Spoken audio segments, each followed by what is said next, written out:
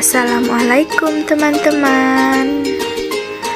Nah, pada pembelajaran hari ini kita akan membahas tentang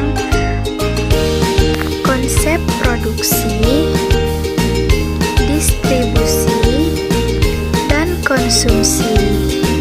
Yang pertama, konsep produksi. Produksi adalah setiap kegiatan untuk menghasilkan barang, sehingga jika tidak ada wujud barang yang dihasilkan, maka kegiatan itu tidak termasuk produksi.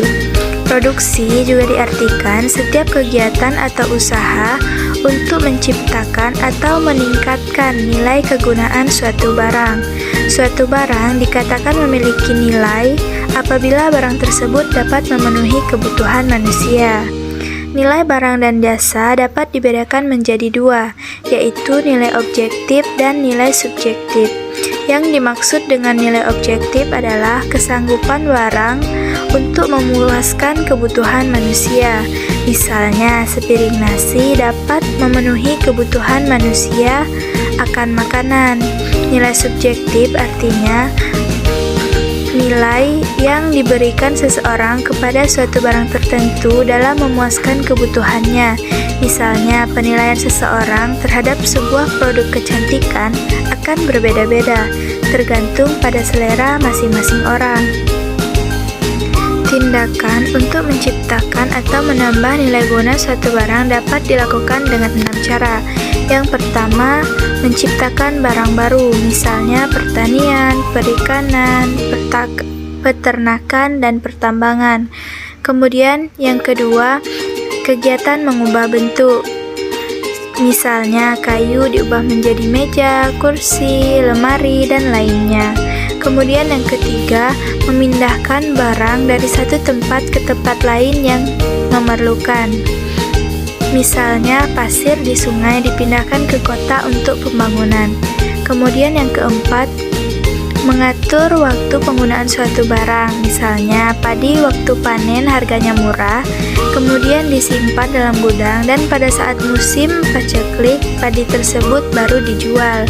Kemudian yang kelima, kegiatan memindahkan hak milik, sehingga kegunaannya meningkat. Misalnya melalui perdagangan, sebuah cangkul dan sabit yang masih dimiliki oleh toko setelah dibeli dan menjadi milik petani, maka kegunaannya meningkat. Kemudian yang keenam, kegiatan menyediakan jasa. Contohnya, pembengkelan, penyewaan perkakas, dan lain-lain. Kemudian yang kedua ada konsep distribusi. Distribusi merupakan suatu kegiatan untuk menyalurkan atau memindahkan barang dari produsen ke konsumen.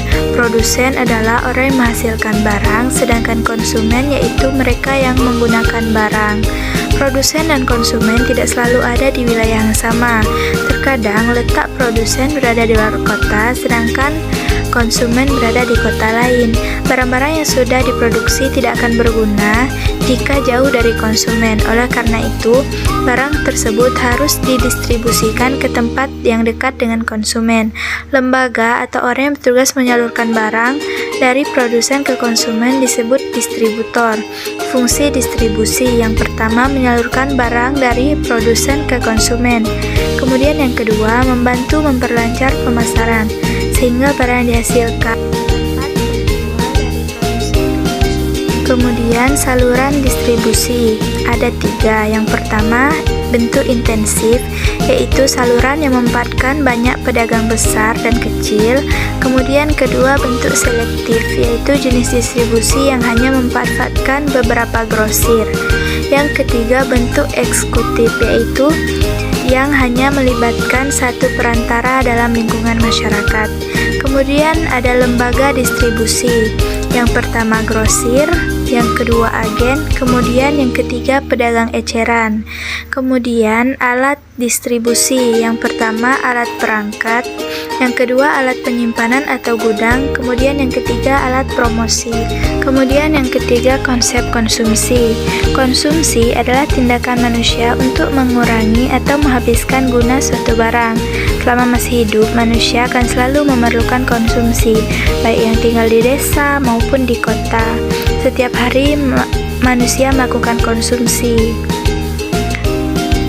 Barang dan jasa merupakan alat untuk memenuhi kebutuhan manusia. Secara garis besar, barang konsumsi dapat dibedakan menjadi dua. Yang pertama, konsumsi yang gunanya habis dalam satu kali pemakaian, contohnya minuman, buah-buahan. Yang kedua, barang konsumsi yang gunanya akan habis secara berangsur-angsur, contohnya pakaian, meja, radio, handphone, dan lain-lain. Nah, di sini ada contoh skala kebutuhan seseorang. Nah, kebutuhan pertama makan, kedua pakaian, ketiga tempat tinggal, keempat kesehatan, kelima pendidikan, keenam sosial, ketujuh hiburan, kedelapan menabung, dan kesembilan yang lain-lainnya. Nah, dari materi yang telah dijelaskan dapat disimpulkan bahwa manusia sebagai makhluk monopluralis mempunyai keinginan atau kebutuhan yang bermacam-macam. Kebutuhan orang yang satu berbeda dengan kebutuhan orang lain, dan kebutuhan sekarang berbeda dengan kebutuhan yang akan datang. Selain itu, kebutuhan manusia senantiasa bertambah, baik dalam kuantitas maupun kualitasnya. Dalam kebutuhan manusia juga terdapat kegiatan ekonomi seperti produksi, distribusi, dan konsumsi.